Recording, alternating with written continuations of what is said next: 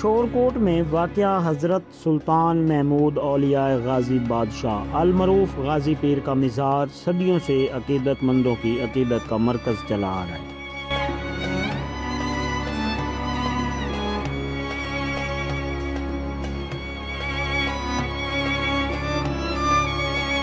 مقامی روایت کے مطابق آپ اسلام کی سربلندی اور مظلوم مسلمانوں کی مدد کے لیے جہاد کرتے ہوئے اس خطے میں تشریف لائے۔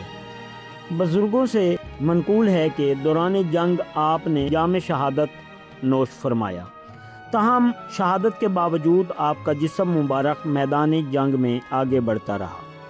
مقامی روایت کے مطابق اس وقت علاقے کے بعض ہندو خواتین نے ایک نہایت وجوہ بلند قامت اور بہادر نوجوان کو دیکھا جو سر کے بغیر دشمن کے خلاف لڑتا ہوا آگے بڑھ رہا تھا۔ یہ منظر دیکھ کر لوگ حیران رہ گئے اور بعد ازاں یہ روایت نسل در نسل منتقل ہوتی رہی۔ روایت کے مطابق آپ کا سر مبارک سیالکوٹ میں موجود ہے، جبکہ جسم عطر شورکوٹ میں مدفون ہے۔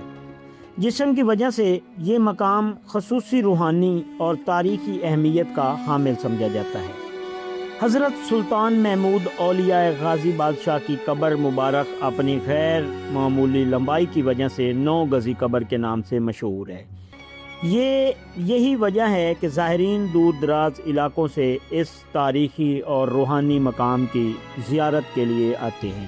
دربار کا رقبہ تقریباً 2 مربع پر مشتمل ہے اور اس کے ساتھ ایک وسیع قبرستان بھی موجود ہے۔ یہ دربار اس سے ملحقہ بعض اراضی محکمہ اوقاف کے زیر انتظام ہے۔